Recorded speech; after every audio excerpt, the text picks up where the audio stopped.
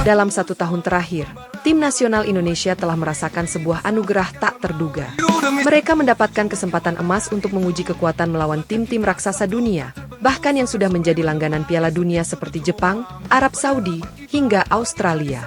Pertemuan ini bukanlah kebetulan semata, melainkan buah dari keberadaan tim Garuda di grup yang sama pada babak ketiga kualifikasi Piala Dunia. Tanpa ragu, ini adalah pengalaman berharga yang benar-benar mendorong Indonesia untuk belajar dan menapaki level yang lebih tinggi lagi. Namun, seandainya takdir tidak mempertemukan Indonesia dengan tim-tim kelas dunia itu, PSSI, Persatuan Sepak Bola Seluruh Indonesia, tentu tak akan berdiam diri. Federasi pasti akan mencarikan lawan tanding lain yang kualitasnya tak kalah mentereng. Contoh paling nyata adalah ketika PSSI berhasil mendatangkan Argentina yang merupakan juara dunia pada tahun 2023 silam. Tak hanya Argentina, sejatinya ada beberapa tim papan atas lain yang juga menunjukkan minat untuk menantang Indonesia. Sebut saja Belanda, Rusia, hingga yang terbaru Uruguay. Situasi inilah yang pada akhirnya membuat negara-negara di kawasan ASEAN kepo atau penasaran setengah mati. Mereka terus bertanya-tanya, mengapa Indonesia selalu mendapatkan kesempatan untuk melawan tim-tim besar dunia, sementara tim-tim ASEAN lain kesulitan mewujudkannya? Waktunya kita buktikan semua.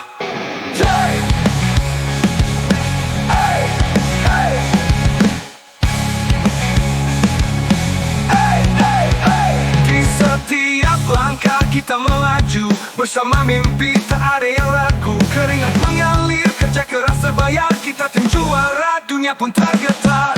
Langkah kita satu. Ya, seperti yang kita semua tahu, hubungan antara Indonesia dengan tim-tim di kawasan ASEAN sejatinya baik-baik saja.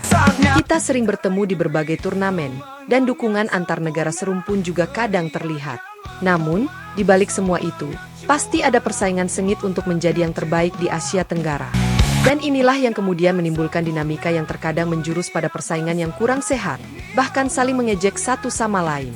Dua negara yang paling sering melontarkan ejekan kepada Indonesia adalah Malaysia dan Vietnam. Khusus Malaysia, mereka tak segan-segan mengejek jika Indonesia belum pernah meraih gelar juara Piala AFF, sebuah turnamen regional yang dianggap sangat prestisius. Sementara itu, Vietnam selalu menyombongkan diri dan mengklaim sebagai tim terkuat di ASEAN saat ini, seringkali dengan nada superior.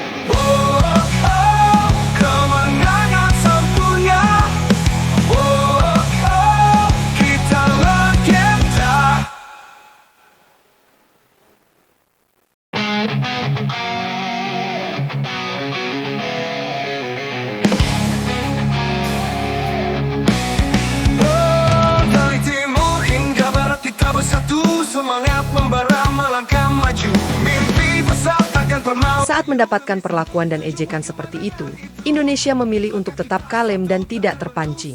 Mereka juga mengakui bahwa hingga saat ini, gelar Piala AFF memang belum pernah dirasakan. Sebuah gelar yang, seperti disinggung sebelumnya, sangat diidam-idamkan oleh tim-tim ASEAN. Namun, di balik sikap tenang itu, Indonesia tidak pernah berdiam diri.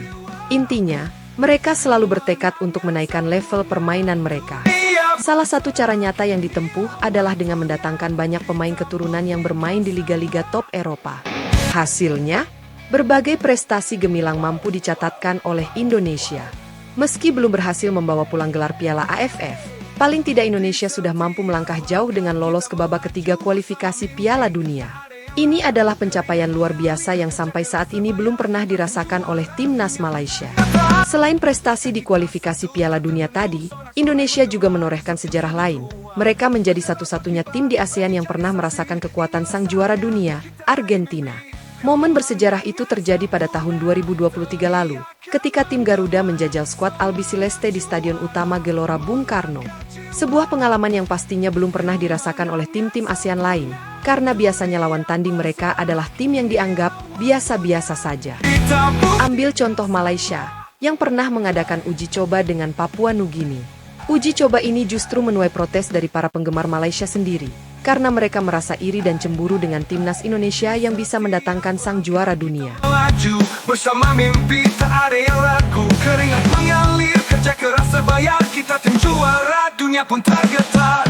Langkah kita satu tak terbendung, sorak-sorai menggema di setiap sudut ruang. Bendera berkibar, langit jadi saksi, inilah saatnya kita raih mimpi. Kemenangan sempurna, teriakan menggema, semangat juara membakar jiwa. Kemenangan sempurna. Fenomena ASEAN Kepo mencapai puncaknya setelah pertandingan bersejarah antara Indonesia melawan Argentina. Pertandingan ini akhirnya membuat tim-tim ASEAN sadar bahwa Indonesia memiliki sebuah kelebihan yang tak dimiliki oleh negara lain. Mereka semakin penasaran mengapa timnas Argentina, sebagai juara dunia, bersedia bermain melawan tim Garuda. Padahal, bagi negara yang memiliki peringkat FIFA rendah, biasanya akan sangat sulit mencari lawan tanding dari tim-tim papan atas dunia. Ambil contoh yang pernah dialami Malaysia ketika mereka ditolak oleh 8 negara untuk diajak beruji coba. Namun, hal itu tak berlaku bagi Indonesia. Bahkan Argentina saja bisa didatangkan, apalagi tim lain yang levelnya masih di bawah sang juara dunia tersebut. Rasa penasaran itu akhirnya terjawab. Alasan mengapa Argentina mau melawan Indonesia terungkap langsung dari Ketua AFA, Asosiasi Sepak Bola Argentina, Claudio Tapia. Intinya, faktor utama yang membuat Argentina bersedia adalah berkat kehadiran Erick Thohir sebagai Ketua Umum PSSI.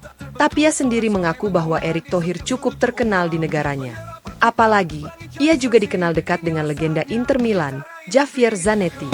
Argentina bisa bermain dengan Indonesia karena Ketua Umum PSSI, Erick Thohir. Ia orang terpandang di Argentina dan juga pernah menjadi pemilik klub besar di Eropa, Inter Milan, kata Tapia, seperti dikutip dari TIK Sport. Pernyataan ini jelas menunjukkan bahwa koneksi dan reputasi Erick Thohir di kancah sepak bola internasional menjadi kunci di balik terwujudnya laga impian tersebut.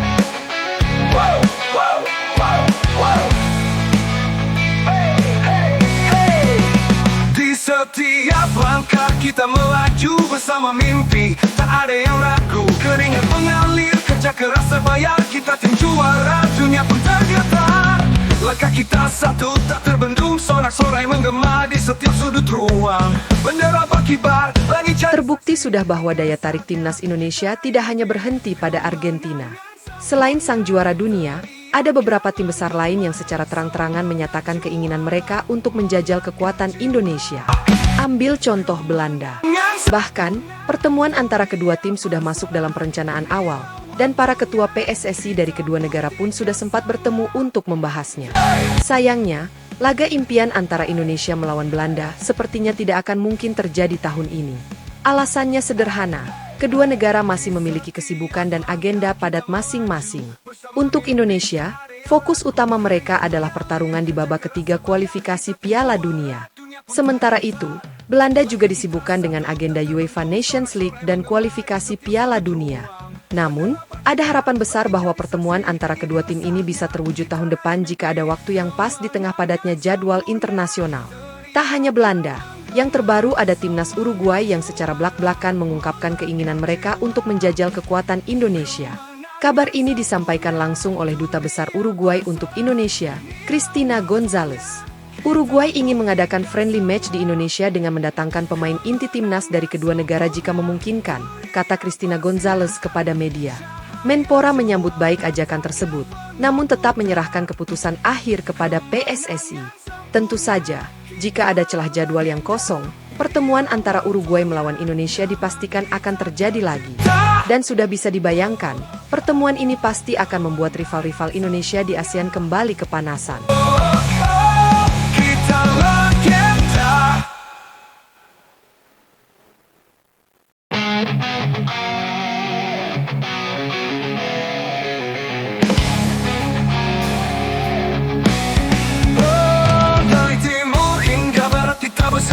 Semangat membara melangkah maju, mimpi besar takkan pernah layu, demi satu tujuan kemenangan itu.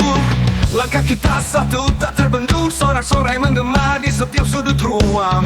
Bendera berkibar. Untuk tahun ini, sayangnya, jadwal timnas Indonesia masih sangat padat. Alasan utamanya adalah karena mereka akan berlaga di babak ketiga kualifikasi Piala Dunia. Jika berhasil lolos, maka Indonesia akan kembali berjuang di babak keempat, yang tentu akan semakin menguras tenaga dan waktu. Sejatinya, pada bulan September mendatang, jadwal Indonesia masih terlihat kosong karena babak keempat baru akan dimulai pada bulan Oktober. Namun, Di bulan September itulah Indonesia pasti akan memanfaatkan waktu luang untuk melakukan pertandingan persahabatan. Tim yang akan diajak bermain kemungkinan besar adalah tim-tim dari Timur Tengah, seperti Kuwait atau Lebanon. Ini dilakukan sebagai bagian dari strategi, mengingat di babak keempat nanti, lawan Indonesia kemungkinan besar akan berasal dari kawasan tersebut. Kembali ke soal peluang Indonesia melawan tim-tim kuat dunia. Jika rencana ini terlaksana, hal ini pasti akan mendapatkan sorotan luas dari banyak pihak, termasuk media-media dunia. Bagi para penggemar sepak bola Indonesia, mereka pastinya juga sangat ingin melihat para bintang Belanda hingga Uruguay bermain langsung di Stadion GBK. Bayangkan saja jika seandainya penyerang top seperti Darwin Núñez dibuat frustrasi oleh Rizky Ridho, mirip dengan bagaimana Asnawi Mangkualam sebelumnya berhasil mengunci Garnacho. Jadi, itulah mengapa banyak tim besar dunia kini berbondong-bondong ingin menjajal kekuatan timnas Indonesia. Daya tarik Indonesia semakin meningkat, bukan hanya karena prestasi di lapangan, tetapi juga berkat kemampuan diplomasi dan koneksi yang kuat di balik layar, yang memungkinkan laga-laga impian ini terwujud. Langkah kita satu tak terbendung, sorak-sorai menggema di setiap sudut ruang. Bendera berkibar, langit jadi saksi, inilah saatnya kita raih mimpi kemenangan sempurna. Teriakan